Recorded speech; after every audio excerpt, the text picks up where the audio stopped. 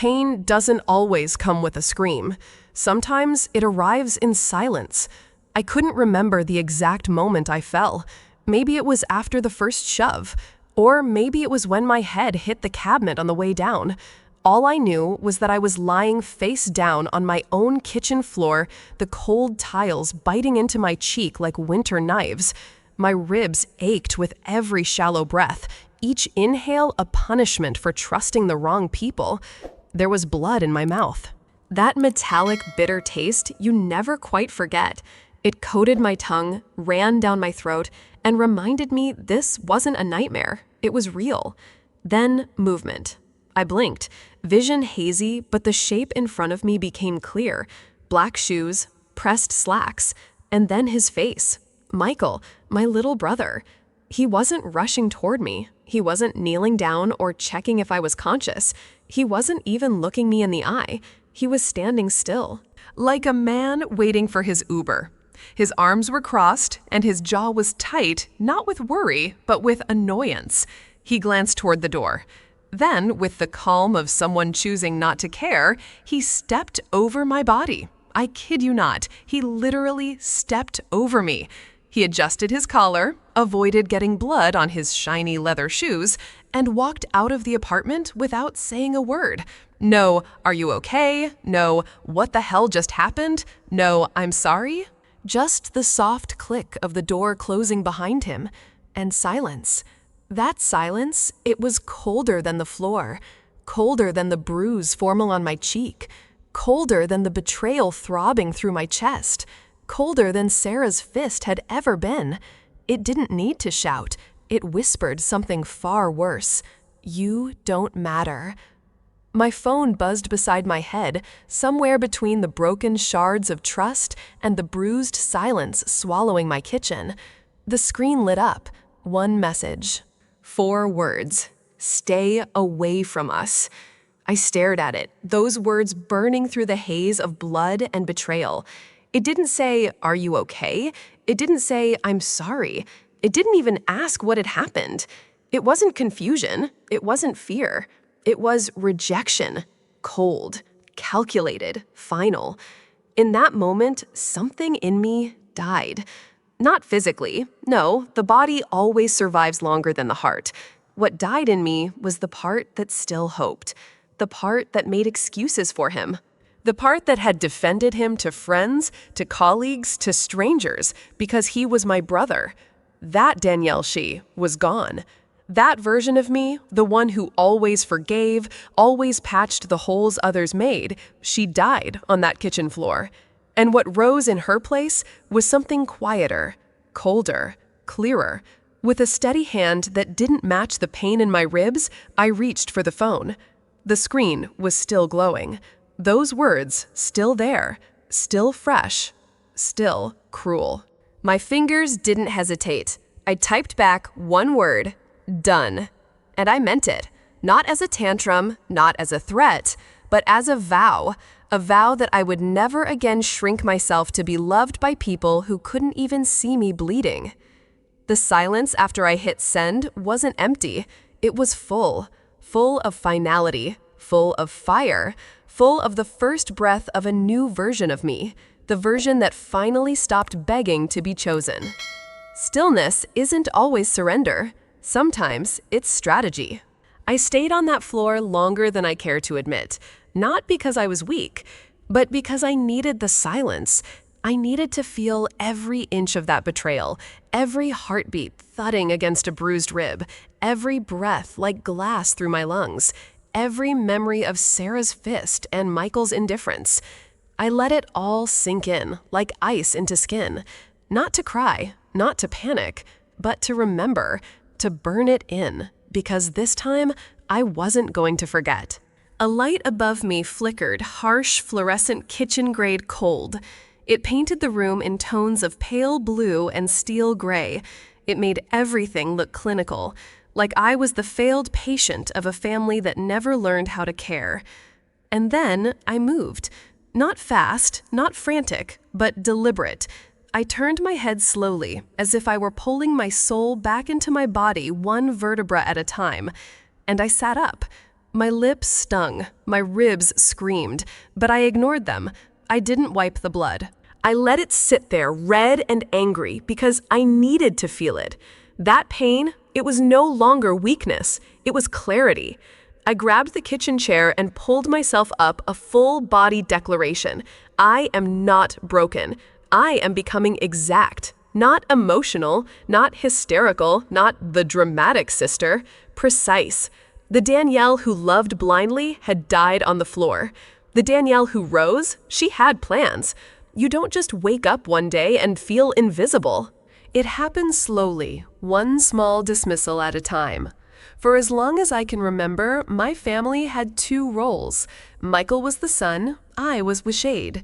He was the golden boy, the favored child, the miracle son who could do no wrong. When he brought home a C+ on a math test, my mom called it a creative win.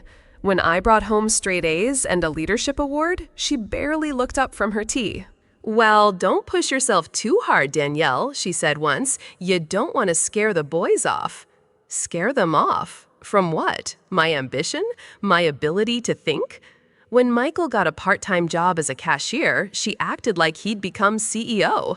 "Look at him, building his empire," she would beam at family dinners. Meanwhile, I was closing deals, managing real clients, bringing in 6 figures. But somehow, my success was dangerous, too much, too masculine, too lonely. At Christmas one year, I gave my parents framed stock options as a gift, a real investment in their future.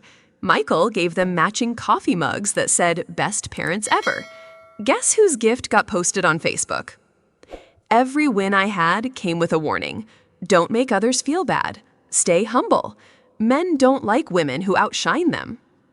I didn't want to outshine anyone. I just didn't want to be forgotten. But in that house, being competent made you invisible. Being average made you beloved. And the worst part, I spent years thinking it was my fault. You don't always know when you're being used, because it doesn't start with a demand. It starts with a story. And Sarah, she had one hell of a story.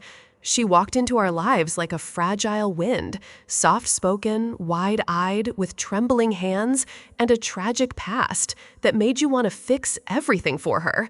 Michael brought her home like she was a wounded bird he'd found on the side of the road. And for once, I thought, maybe he chose right. She didn't have a job, she didn't have a place to stay, and she didn't have family she could count on. So I did what no one else offered to do. I helped. I sat with her at my kitchen table for hours, rewriting her resume line by line. I coached her for interviews. I gave her my best black blazer, the one I wore to close my first big client deal. I co-signed her first apartment lease when no one else would. I fronted her security deposit and the first month's rent, no questions asked. I told her, "Pay me back when you can, no pressure." She cried when I handed her the keys. She hugged me like I was her savior, called me the sister I never had. And I believed her. God help me, I believed her. When Michael and Sarah decided they wanted to buy a house, a real dream home, white columns, wraparound porch, Pinterest perfection, their credit wasn't strong enough, so they came to me. Of course they did. I had excellent credit, a steady 6-figure salary, a flawless financial history. I was everything their loan officer wanted, everything they weren't. So I said yes. I signed the mortgage guarantee. I gave them a future they couldn't have built alone. And do you know what the worst part is? I wasn't angry about it. Not then. I was proud. Because for once, I thought I wasn't just helping. I was part of something. Part of a family, a bond that felt real. But I was wrong.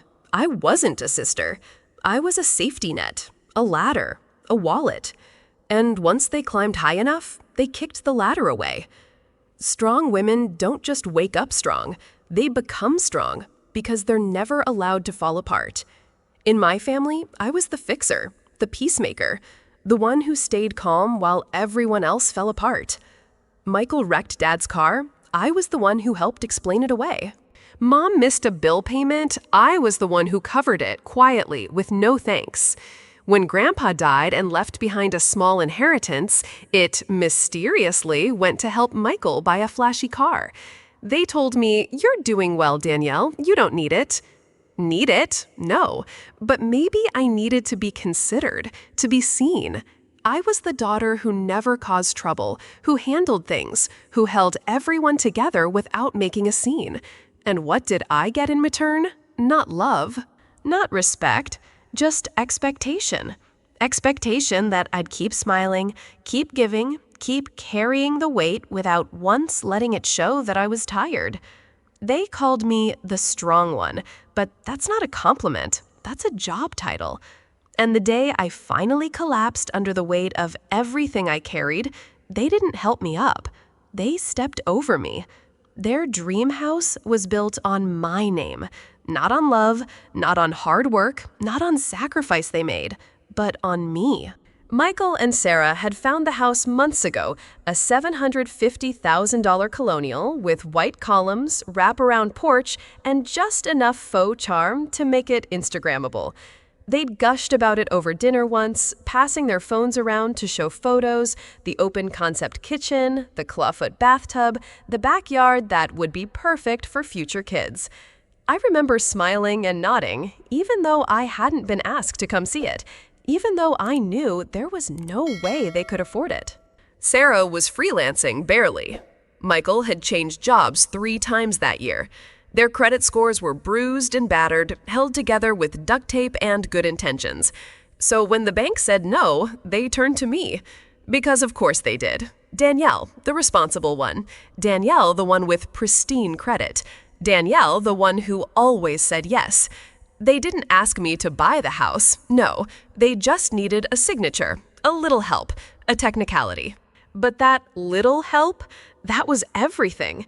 Because without me, the bank said no, again and again. The numbers didn't work until my name was added to the mortgage as guarantor. Suddenly, the dream was alive again. But here's the irony. They never saw. They couldn't build their future without the woman they just stepped over. It didn't take a baseball bat, or a scream, or a public meltdown. All it took was a click. I logged into my online banking portal. Same way I did every month to pay bills, check balances, move money. But this time, my hands were steady for a different reason. I went straight to the loan dashboard. There it was. Loan #48297, purchase pending $750,000. Guarantor, Danielle Evans. Me. I hovered over the Options tab. Modify Guarantor. My finger didn't shake, not once. The system pulled up a warning. Are you sure you wish to proceed? This action may result in the immediate cancellation of the loan. I stared at those words. Then I smiled. Not out of joy, but something colder, sharper, final. Yes, I clicked. Then came the multi-step confirmation, 2-factor authentication, a 6-digit code sent to my phone, mother's maiden name, my first pet's name. The irony, the same mother who scolded me for being too intimidating was now the answer to the security question that would end her son's dream. Final step, electronically sign to revoke all liability. I paused. Not because I had doubts, but because I wanted to remember the moment. I signed. And just like that, the house collapsed. Not the walls, not the floors, but the illusion, the lie they built on me. They thought I was their foundation. They were wrong. I was the fault line. The screen blinked once. Guarantor, removed. Just 2 words, but they echoed louder than any scream Sarah had ever thrown at me. I leaned back in my chair, watching the screen glow softly in the dark. The silence in my apartment was thick, but it wasn't empty. It was satisfying. My phone rang. Of course it did. Michael. I let it ring twice, 3 times. Then I answered calmly, and immediately the panic exploded from the other end. "Danielle, what the hell did you do?" His voice wasn't just angry, it was terrified. "The bank just called us. They said the loan's canceled. You pulled your name. You can't do that. We're closing on the house next week." I didn't flinch. Didn't even blink. I let the words hang in the air, his panic vibrating against my silence. Then I said calmly, clearly, "I just did what you told me to do, Michael. I'm staying away from you." There was silence. Long, painful silence. And then I hung up. No more explaining, no more defending, no more rescuing the brother who once stepped over my body like it was trash. The screen blinked once. Guarantor removed. Just 2 words, but they echoed louder than any scream Sarah had ever thrown at me. I leaned back in my chair, watching the screen glow softly in the dark. The silence in my apartment was thick, but it wasn't empty. It was satisfying. My phone rang. Of course it did. Michael. I let it ring twice. 3 times. Then I answered calmly, and immediately the panic exploded from the other end. "Danielle, what the hell did you do?" His voice wasn't just angry, it was terrified. "The bank just called us. They said the loan's canceled. You pulled your name. You can't do that. We're closing on the house next week." I didn't flinch, didn't even blink. I let the words hang in the air, his panic vibrating against my silence. Then I said, calmly, clearly, "I just did what you told me to do, Michael. I'm staying away from you." There was silence. Long, painful silence. And then I hung up. No more explaining. No more defending. No more rescuing the brother who once stepped over my body like it was trash. The pounding on my door had barely faded when my phone lit up. Mom. Of course, I knew exactly what this call would be. Not comfort, not concern, but correction. I answered anyway, some foolish part of me still hoping. Her voice came through sharp, clipped, dry. "Michael told me everything," she began. No greeting, no "are you okay?" Just judgment on cue. "What were you thinking, Danielle, pulling out of the loan? You're destroying your brother's happiness over a little disagreement." A little disagreement? I could barely breathe. "Mom," I said, struggling to keep my voice steady, "Sarah punched me. Michael stood there and watched. He stepped over me." Silence. Then a scoff. "Oh, please, Danielle, don't be so dramatic. Sarah's under a lot of stress with the wedding. You probably provoked her." Provoked her? I felt something inside me snap. "You know how you can be," she continued. "All those opinions, that career of yours, you make people uncomfortable. Men don't like women who are too intense."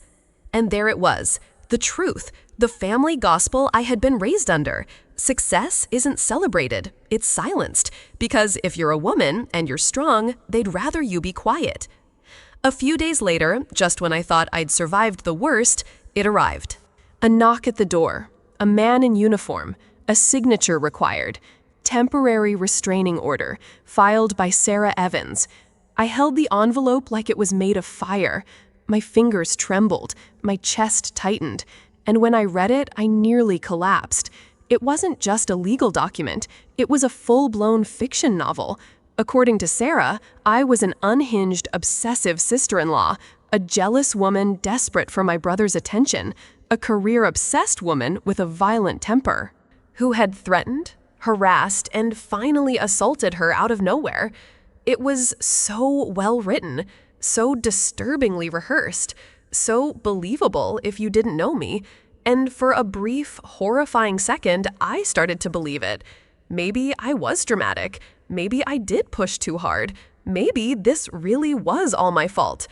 I sat down on the floor, back against the wall, phone still in my hand, the echo of my mother's voice still ringing. "You make people uncomfortable."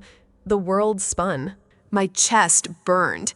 And then my eyes fell on the folder on my desk.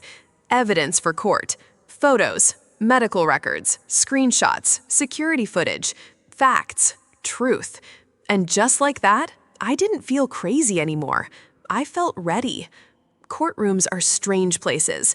They smell like paper and disinfectant, but what they really reek of is performance. Everyone has a role to play. Sarah showed up in beige, hair pulled back, minimal makeup. clutching tissues like a tragic soap opera lead. She dabbed her eyes dry, of course. Tears are optional when the acting is good. My mother sat behind her, lips pursed, arms crossed. Her stare could have cut steel. Michael sat between them, small, silent, the picture of a conflicted man torn between two women. They had their script rehearsed to perfection, and when Sarah's lawyer stood up to speak, he told a story that wasn't just wrong, it was theatrical. I was, according to him, a jealous, emotionally unstable sister, a control freak obsessed with her brother's life, a successful woman with a bruised ego who couldn't handle being replaced. He used words like erratic, vindictive, explosive. He turned my independence into isolation, my boundaries into bitterness. And as I sat there watching them nod in sync for a split second, I felt like I was on trial for existing. When my lawyer stood up, the room didn't expect much. She didn't pace, she didn't shout, she didn't call Sarah a liar. She just said, "Your Honor, we'd like to present the facts." And then everything shifted. She placed the first photo on the projector. My face, bruised, swollen lip, split. A collective gasp swept through the courtroom. Even the bailiff's eyes widened. Then came the second. The side of my ribs, purple, yellow, angry. You could see the imprint of a fist. The judge leaned forward, expression tightening. Next, the medical report, signed by a doctor, listing injuries consistent with blunt force trauma, laceration, contusion, fractured confidence. Then came the final blow. "Your Honor," my lawyer said, "we'd like to submit video evidence." A monitor was turned toward the judge. The room dimmed. The hallway security footage began to play, silent, grainy, undeniable. It showed me opening my front door, Sarah yelling, Sarah shoving, me stumbling backward out of frame, then Michael. Just standing there, watching, and walking away. The silence in the courtroom was louder than any scream. The video stopped. The last frame lingered, Michael walking away, his back to the chaos he allowed. For a moment, no one breathed. Then the judge leaned forward. The reflection of the screen glinted off her glasses, a silent verdict forming before any word was said. She looked at Sarah first. Petition for a restraining order, denied. Her voice was flat, cold, final. Sarah blinked as if someone had turned off the gravity. Her face drained of color. Her body slumped in her chair, barely upright. The judge continued, voice sharper now.